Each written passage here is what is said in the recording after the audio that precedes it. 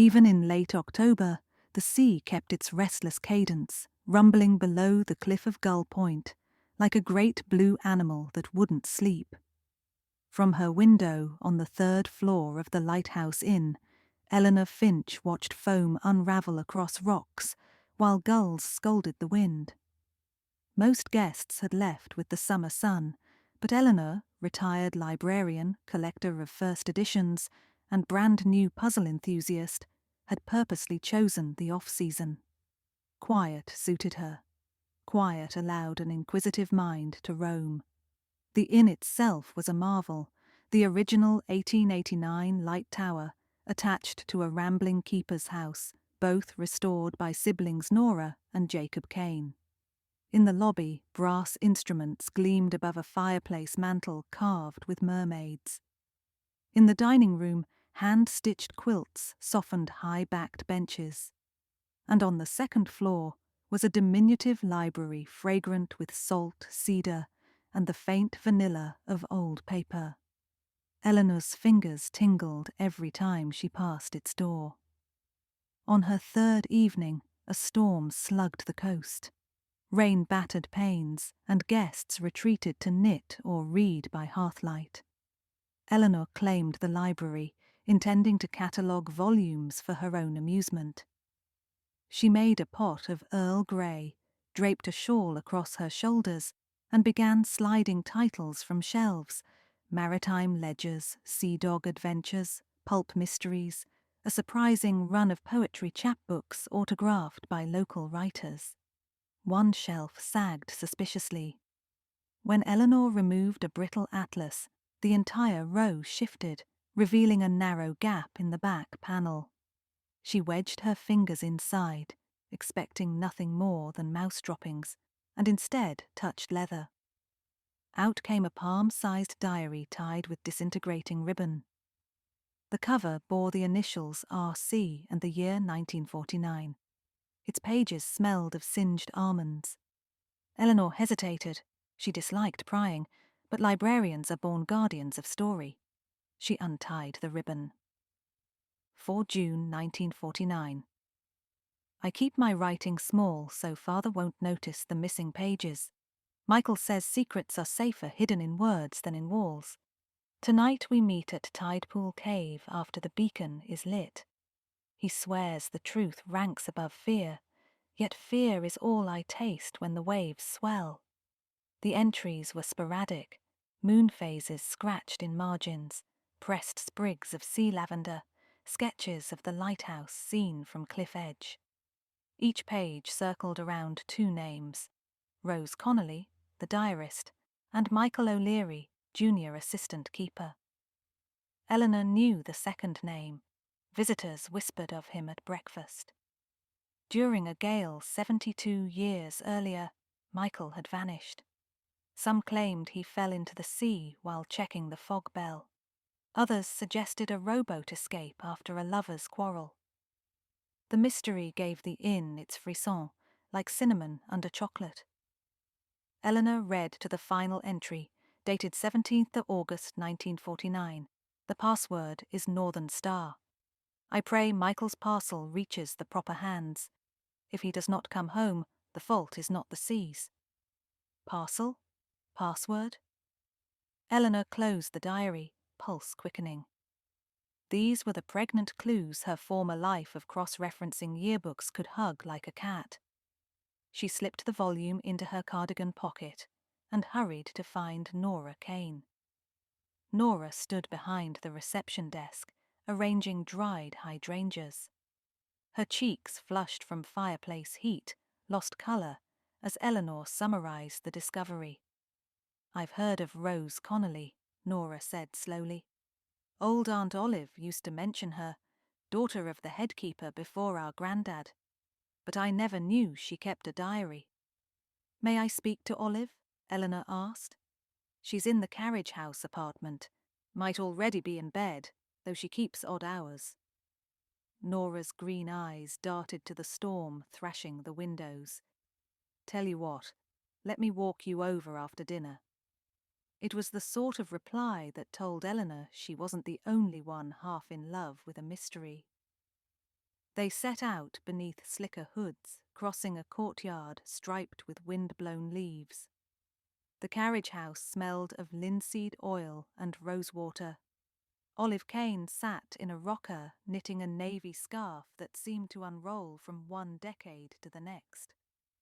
She was 93, bird-boned, with a mind still keen as the keeper's light. "A diary, you say?" she murmured, skimming the pages, as Eleanor held them beneath a brass lamp. Poor Rose, always scribbling secrets. She and Michael were thick as gulls on gut pile. "Did Michael run away?" Eleanor asked.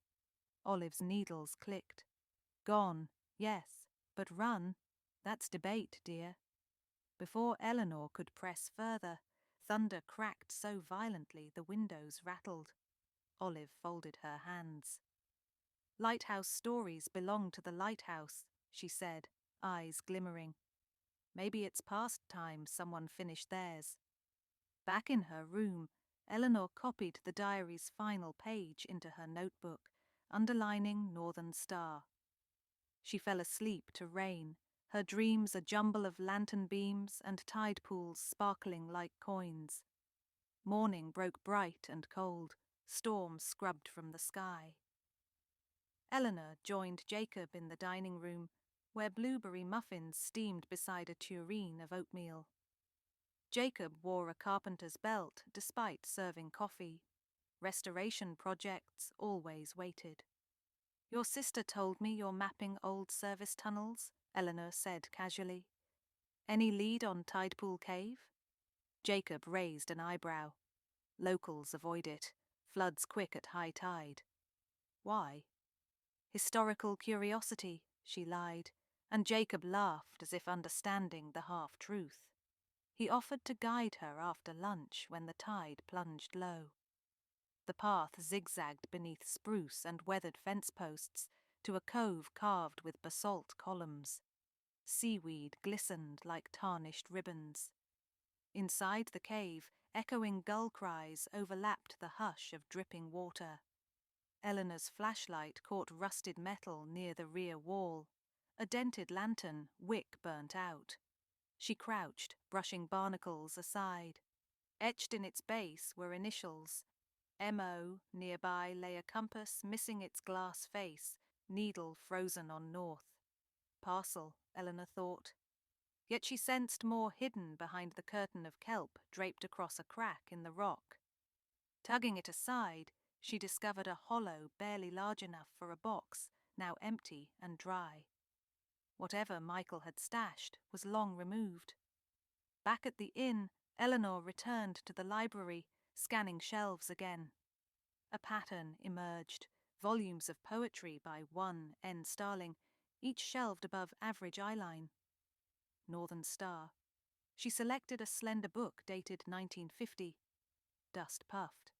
Leafing through, she noticed certain letters underlined in faded pencil, BASE. She checked the next volume. Underlined letters spelled METAL. Base metal she combined mentally. The phrase sent her to the lighthouse tower. Visitors rarely entered the lamp room during off-season, but Jacob had given Eleanor latitude to roam, trusting her librarian caution around antique Fresnel lenses. She mounted spiral stairs, heart thudding. Base metal. Could Michael's parcel lie within the cast-iron pedestal supporting the lens? The pedestal featured an inspection hatch secured by a brass pin. White paint disguised age-old pry marks. Eleanor eased the pin free. Inside, among cobwebs, was a tin tobacco box. She carried it to the lantern gallery for light. The lid creaked open, releasing a faint aroma of pipe smoke. Inside lay folded documents, a silver harmonica, and a single photograph. Rose Connolly and Michael O'Leary smiling on the lighthouse catwalk, arms slung across each other's shoulders, gull wings blurred behind them. Eleanor skimmed the documents. They were affidavits dated 1950 from the U.S. Coast Guard and Treasury Department, referencing Operation Gullwing. Her mouth went dry as the narrative assembled. During the years after World War II, a smuggling ring had moved contraband liquor and stolen art along the Maine coast. Keeper Lester Kane, Nora and Jacob's grandfather, had unwittingly allowed nighttime docking at Gull Point, believing fishermen needed refuge. Michael O'Leary discovered crates in Tidepool Cave, tracked the smugglers, and reported to federal agents. For his safety, he was offered relocation under a new name. Rose, fearing for his life, had hidden evidence until authorities could act. The diary Eleanor found was never meant for broad eyes. It was a breadcrumb to locate the proof should it vanish. Good heavens, Eleanor whispered. Michael hadn't run from guilt. He'd left to stay alive. She snapped photos of each page, repacked the tin, and restored the hatch. Evening sun bled gold across grey water. From the gallery balcony, Eleanor saw Nora below, arranging Adirondack chairs for fresh air seekers. She descended to her at once. "Your grandfather was innocent," she told her, voice hushed, "and we can prove it." Nora listened, wide-eyed, while Jacob came trotting from the workshop, wiping hands on denim. Eleanor spread everything on a picnic table, weighting pages with clamshells. The siblings skimmed the affidavits, tears brightening identical hazel eyes. "We grew up on shady whispers," Jacob muttered. "People said Grandad must have been in on the smuggling, because after Michael vanished, the shipment stopped." "Michael was the whistleblower," Eleanor said gently. Nora pressed fingertips to her lips. "So where did he go?" "That," Eleanor admitted, "is still unknown. But we may trace him now that we have his new identity, if the files survived government archiving." Jacob exhaled a slow whistle. "First, we safeguard these." They agreed to lock the tin inside the inn's wall safe and contact the State Historical Society. The siblings insisted on pouring Eleanor a celebratory sherry. She countered by brewing strong tea, old librarian habits. Over mugs they devised steps for a small exhibit. Copies of the diary pages, enlarged photo of Rose and Michael, explanations clearing Lester Kane's name. "Guests love a ghost story," Nora said, "but truth has its own spark." That night, Eleanor returned the diary to her room, unable to resist one more read. She paused on the entry dated 1st September 1949, once meaningless, now chilling. Strange vessel anchored off the Cape, no lights. Michael says if anything happens, remember the harmonica tune, Shenandoah. The harmonica. Eleanor fetched the silver instrument, raising it to the bedside lamp. An engraving near the reed plate read P.S. A clue. Then it clicked. Postscript. She unscrewed the plate, revealing a rolled strip of onion skin paper. Providence Station, Track 3, 11 so a.m., 14th September. Wait inside car 217. The meeting site for witness relocation. If records survived, they might lead to Michael's alias. Eleanor slept poorly, adrenaline thrumming. At breakfast, she phoned her former colleague Vera at the Boston Public Library, who now oversaw special collections. "Any chance you can dig up 1950 U.S. Marshal transport logs?" Eleanor asked. "I'll owe you a lobster dinner." By afternoon, Vera called back, triumphant. A Michael O'Leary had been issued a new identity as Matthew Oliver Reed, relocated to Raleigh, North Carolina, September 1950. No forwarding details. But a Matthew O. Reed, retired coast surveyor, currently lived in Beaufort at age 97. Nora squeezed Eleanor's hand so tight her knuckles blanched. "We have to speak to him."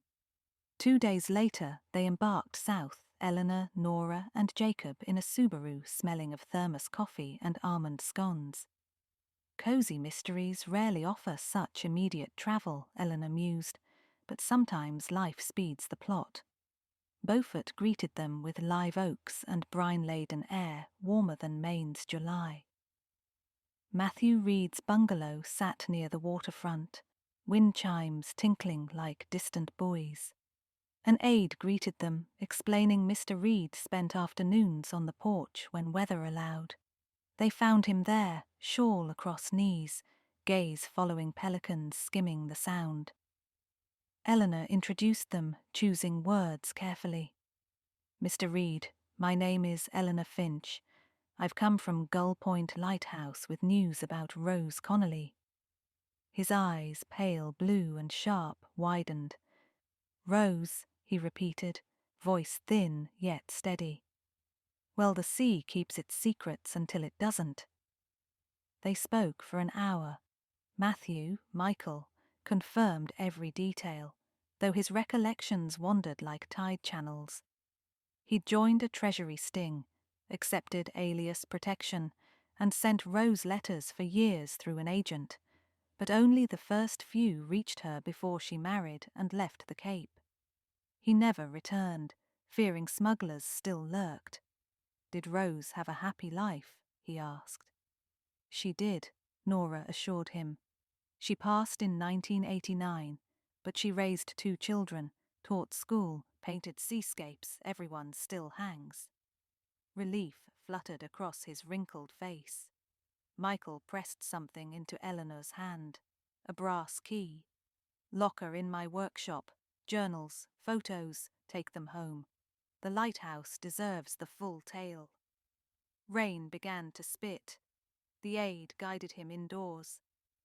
Eleanor, Nora, and Jacob stood on the porch a while, hearts stunned by the intimacy of decades bridging in minutes. They returned to Maine laden with boxes of Michael's memorabilia. Over the next weeks, they curated an exhibit inside the Lighthouse Museum room, titling it Beacon of Truth, the O'Leary Kane Files. Opening day drew townsfolk and tourists who queued for cider donuts while reading captions about smuggling thwarted, names cleared, courage tucked into harmonica reeds. Olive attended in a wheelchair, eyes shining. Told you lighthouse stories belong to the lighthouse, she teased Eleanor. And Eleanor, who had planned only a quiet month by the sea, found herself hired as part-time curator, impossible to refuse with so many archives yet unsorted. In the evenings, she still sat in the little library, cat in lap. The inn adopted a stray and named him Gulliver. Mug of tea cooling as waves whispered below. Sometimes she played Shenandoah on the silver harmonica, its notes floating up the spiral stairs where, long ago, a brave young keeper had hidden the truth. The lighthouse, once content to illuminate boats, now shone upon the past itself, restoring what storms had scattered. Eleanor Finch, retired but certainly not finished, felt the warm satisfaction of a mystery concluded and a story properly shelved. Outside, the beacon revolved across dark water, flash and shadow, a pulse as steady as the heart of home.